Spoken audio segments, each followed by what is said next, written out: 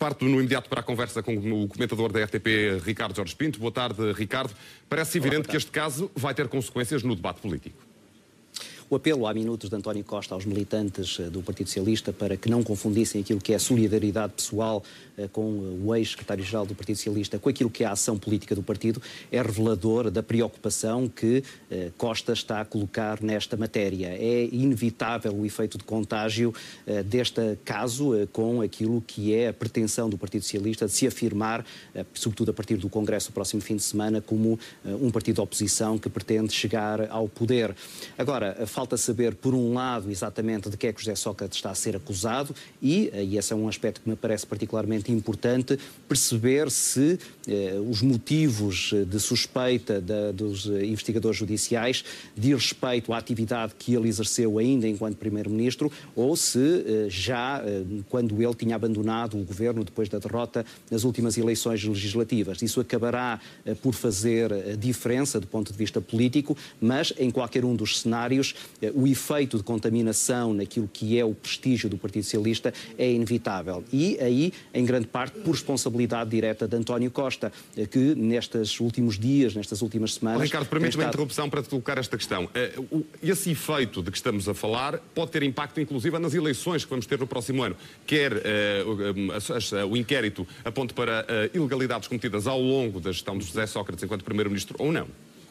Claro, e era isso que eu ia dizer, é que, na verdade, António Costa tem estado mais preocupado em apagar aquilo que foi o passado recente do Partido Socialista, ignorando este consulado de António José Seguro, do que o passado um pouco mais longínquo do consulado de José Sócrates. Há aqui, claramente, um assumir a herança socrática, que é, desde logo, revelador na escolha, por exemplo, de Ferro Rodrigues como líder da bancada parlamentar, na seleção de Vieira da Silva, um outro dos colaboradores muito próximos de José Sócrates, como uma espécie de coordenador da equipa socialista que está neste momento em Constituição e no posicionamento de alguns elementos próximos de José Sócrates naquilo que é a máquina que o partido terá a partir do próximo Congresso. E, portanto, chegando à campanha para as próximas eleições legislativas, das duas uma, ou António Costa, a partir de agora, começa a fazer uma demarcação muito clara relativamente a José Sócrates, o que não me parece provável na medida em que seria uma inversão pouco justificável, ou então terá que acarretar com aquilo que seja o impacto deste processo judicial, não sabendo nós se ele acabará por ser desmontado rapidamente por José Sócrates e pelos seus advogados, ou se terá consequências que até, em última análise, podem envolver outros membros do seu governo e aí então diria que o futuro secretário-geral do Partido Socialista ficará em muito maus lençóis. Ricardo, já tocaste nesse ponto. O PS de António Costa é, como sabemos, mais próximo do PS de Sócrates, o que me leva a perguntar-te, com o PS de António José Seguro, o partido estaria, deixa-me dizer, mais defendido deste caso? Bem mais defendido. António José Seguro manteve sempre uma distância de segurança relativamente a José Sócrates.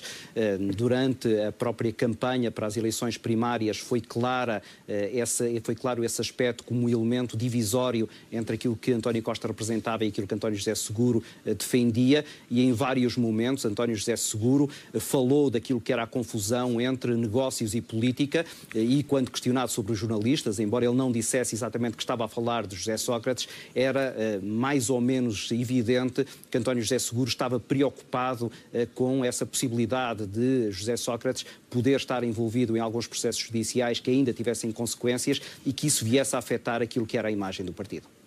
E daqui parte para a conversa com o comentador da RTP, Ricardo Jorge Pinto. Boa tarde uma vez mais, Ricardo. Parece evidente por estas reações que os partidos tentam de alguma maneira distanciar-se do caso, mas ele vai naturalmente ter consequências no debate político. Inevitavelmente, desde logo no Partido Socialista, e daí a precaução de António Costa em apelar aos militantes para que façam uma separação entre aquilo que é a solidariedade pessoal, que muitos têm, certamente, e aquilo que é a ação política do partido. E depois, do lado do PSD, certamente também do lado do Partido do CDS, cautela, dizendo que este é um caso de justiça e que, portanto, não há nenhum pronunciamento de análise política relativamente a ele.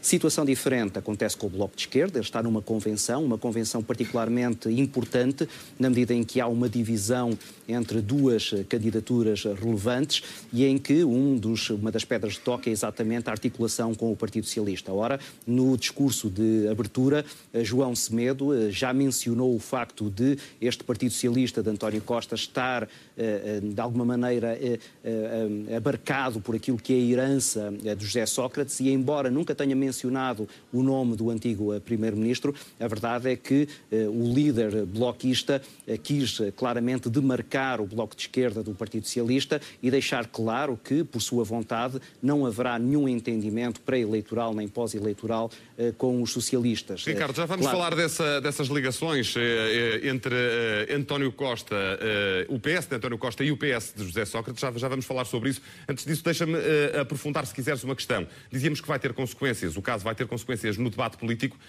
Pode vir a ter consequências, inclusive, nas eleições que vamos ter no próximo ano? Certamente que sim. A minha pergunta vai no sentido do resultado eleitoral. Certamente que sim. António José Seguro era um líder bem mais afastado de José Sócrates do que António Costa. António Costa chamou para líder de bancada parlamentar Ferro Rodrigues, uma figura próxima do antigo Primeiro-Ministro, colocou numa coordenação, num lugar de coordenação do partido Vieira da Silva, outra peça importante do socratismo, e, portanto, essa ligação do Partido Socialista que vai ficar debaixo da alçada de António Costa com José Sócrates é muito mais clara, muito mais nítida do que no tempo de António José Seguro. E certamente que os partidos que vão combater o Partido Socialista nas eleições legislativas vão querer misturar esse passado socrático com aquilo que é a liderança de António Costa. E daí que esse efeito de contágio seja praticamente inevitável e o Partido Socialista terá que saber lidar com ele, numa primeira fase demarcando-se daquilo que seja o resultado do processo judicial, numa segunda fase, e vamos ver até que ponto, tentando distanciar aquilo que é essa herança política, que eventualmente pode também estar envolvida neste processo judicial, com aquilo que é o futuro que o Partido Socialista quer desenhar como alternativa ao atual governo de direita. Ou seja, indo diretamente ao assunto, o PS de António José Seguro estaria mais defendido deste caso do que o PS de António Costa? Muito mais, e daí que António José Seguro, durante a campanha para as eleições primárias, tenha deixado a entender que, com António Costa, o Partido Socialista estava muito mais vulnerável àquilo que era a possibilidade de alguma contaminação, quer política, quer judicial, que José Sócrates trouxesse para a arena política. E, portanto, desse ponto de vista, António Costa é agora alguém que terá que ter muito mais cuidado nessa defesa relativamente à posição de José Sócrates do que António José Seguro, que, como ele próprio de resto reconheceu, apenas não fez uma demarcação mais clara e evidente, porque estava a tentar fazer, ao longo dos seus 3 anos de liderança, alguma conciliação com o setor protagonizado por António Costa. Há uma pergunta que gostava de te fazer, mas vale a pena sublinhar, antes de a fazer, que a presunção de inocência de todo e qualquer arguido é sagrada. Estamos perante uma pessoa que não é um arguido qualquer, estamos perante alguém que podia ter aspirações políticas e a pergunta é, politicamente, este caso pode matar essas aspirações políticas de José Sócrates? Só poderemos dar resposta a essa pergunta depois de saber exatamente que conclusões é que este processo judicial vai ter. Eventualmente, José Sócrates pode agora ter aqui uma oportunidade privilegiada para esclarecer de uma vez por todas as suspeições que existiam numa conexão com uma série de casos que ensombraram o seu consulado enquanto Primeiro-Ministro. Estava-me a recordar do caso Freeport, estava-me a recordar do caso Monte Branco, estava-me a recordar das ligações a empresários em Cova da Beira, estava-me a lembrar de ligações com administradores do Sporting de Braga, enfim, uma série de casos que os média deram atenção e que levantaram sempre alguma suspeição.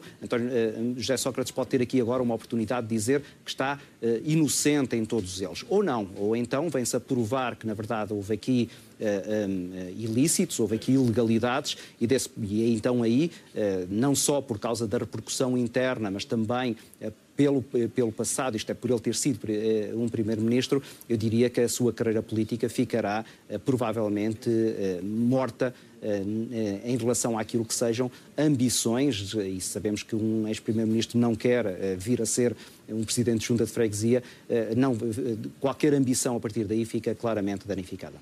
Ricardo Jorge Pinto, comentador político da RTP, obrigado por ter estado em direto ao Jornal da Tarde e por este necessário enquadramento que o caso justifica.